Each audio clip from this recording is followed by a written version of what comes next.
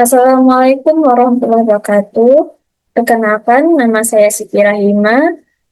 Saya dari kelas 4 CF.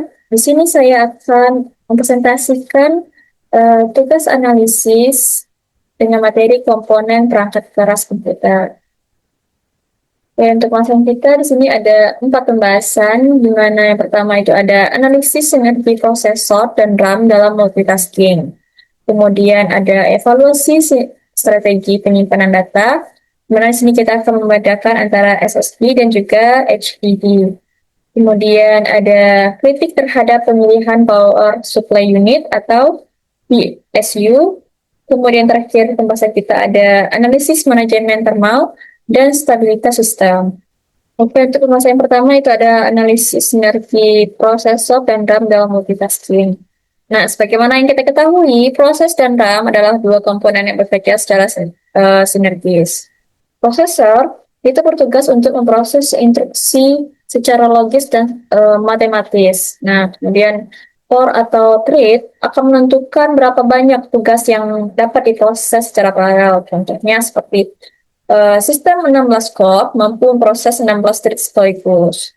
Kemudian ada RAM, di mana berfungsi sebagai menyimpan data sementara yang sedang aktif digunakan.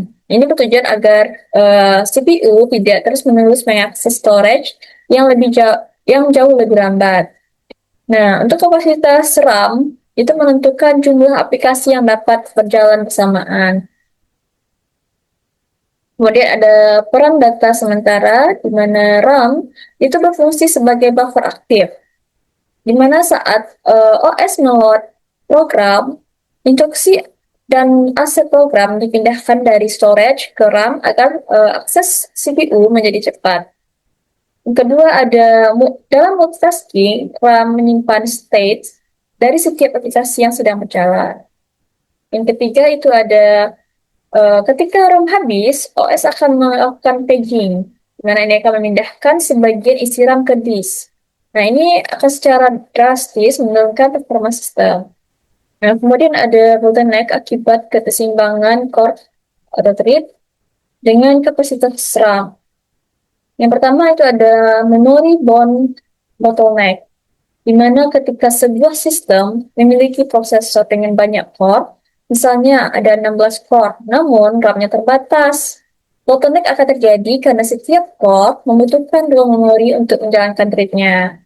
Nah, ini terjadi saat menjalankan banyak aplikasi berat sekaligus, RAM yang penuh akan memaksa sistem menggunakan virtual memory. Nah, yang kecepatannya jauh lebih di bawah RAM fisik. Akibatnya, meskipun CPU mampu memproses banyak tugas secara paralel, ia harus menunggu data dari storage. Nah, ini yang disebut dengan memory bound bottleneck. Kemudian ada CPU bound bottleneck. Nah, ini kebalikan dari memory bound bottleneck.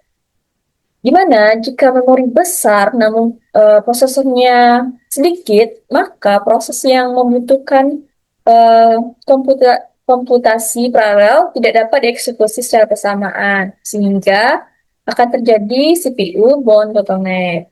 Nah, selanjutnya ada evaluasi strategi penyimpanan data, di mana di sini kita akan menganalisis konfigurasi SSD untuk OS dan HDD untuk data disk. Nah, di sini yang pertama ada SSD untuk sistem operasi. Untuk SSD dipasang sebagai drive sistem operasi karena OS secara konstan melakukan operasi baca atau tulis kecil yang berbeda. Ini keunggulan utama SSD. Kemudian boot time system dapat berkurang dari uh, lebih dari 260 detik untuk HDD menjadi 15 lebih dari 15 detik SSD. Nah, untuk program yang diinstal di SSD akan jauh lebih cepat karena akses random input output SSD unggul drastis.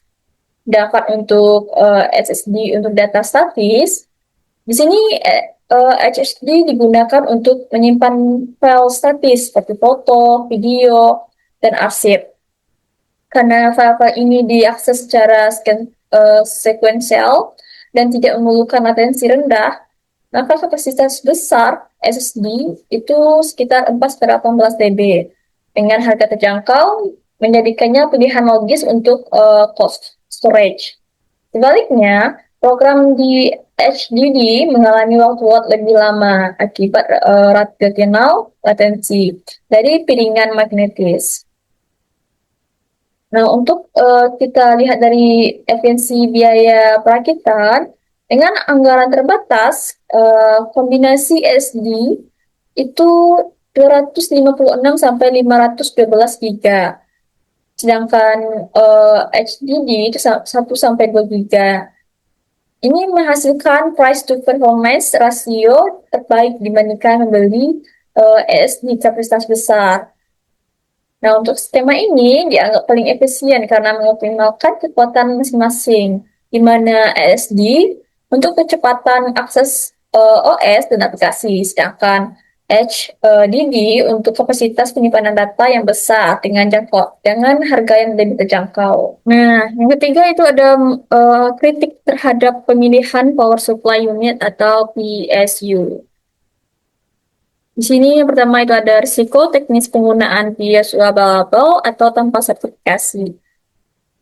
Yang pertama itu ada regulasi tegangan yang buruk. Karena PSU yang berkualitas rendah tanpa sertifikasi memiliki risiko serius. Nah, PSU murah lebih sering menghasilkan tegangan yang tidak stabil atau ripple tinggi yang dapat merusak komponen sensitif seperti GPU, CPU, dan motherboard secara perlahan.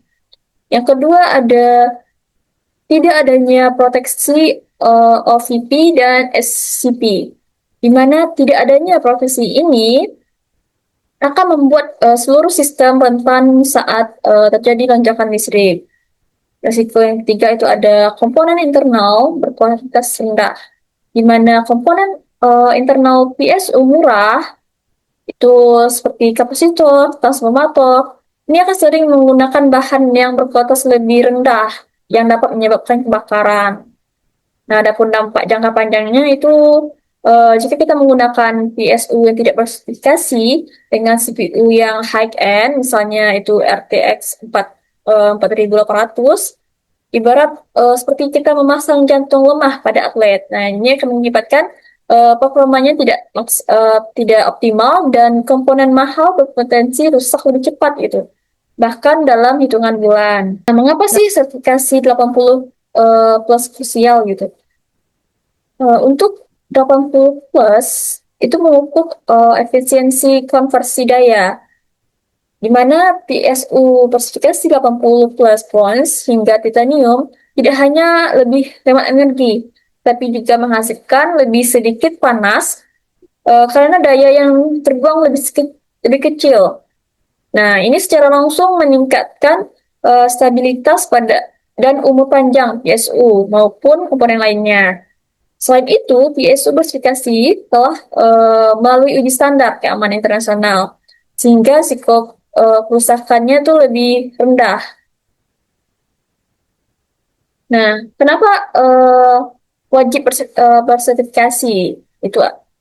Nah, di sini ada beberapa alasan. Yang pertama itu ada tegangan yang dihasilkan lebih stabil, kemudian adanya proteksi dari OVP dan juga SCP. Nah, ini merupakan sistem terlindung dari lonjakan listrik.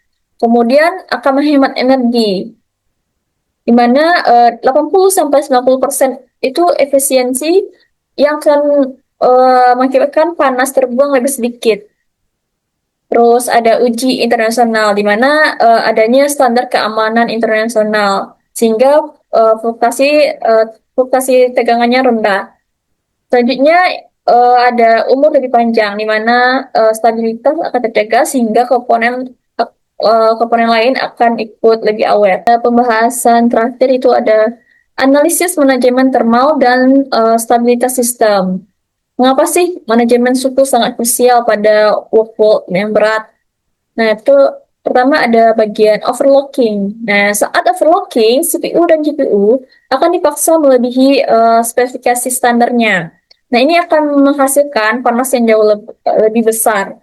Nah, tanpa adanya pendinginan memadai, CPU akan melakukan thermal throttling secara otomatis yang akan menurunkan clock speed untuk melindungi dirinya, sehingga overclocking menjadi kontraproduktif. Nah, sedangkan pada rendering video, GPU bekerja pada beban antara 95 sampai 100% dalam durasi yang panjang. Nah, ini akan menunjukkan suhu yang terus tinggi akan mempercepat degradasi kapasitor dan pasta termal yang akan mempersingkat umur komponen. Untuk peranan desain casing dalam mendukung fungsi pendinginan, yang pertama itu ada tata letak fan mount yang strategis. Nah, ini ada support 3 fan intake di depan, ditambah dengan 1 exhaust belakang yang akan memaksimalkan volume udara segar yang masuk dalam casing. Yang kedua itu perannya ada panel mesh di bagian depan dan samping. Ini akan mengakibatkan panel mesh meningkatkan aliran udara dibandingkan panel solid. Yang ketiga itu ada manajemen kabel yang rapi di dalam casing. Ini pada kabel yang berantakan dapat menghalangi aliran udara dan menyediakan panel di dalam casing, sehingga akan menyebabkan manajemen kabel yang rapi dan juga krusial untuk pendinginan optimal. Sekian pembahasan dari saya. Lebih kurang, terima kasih. Assalamualaikum warahmatullahi wabarakatuh.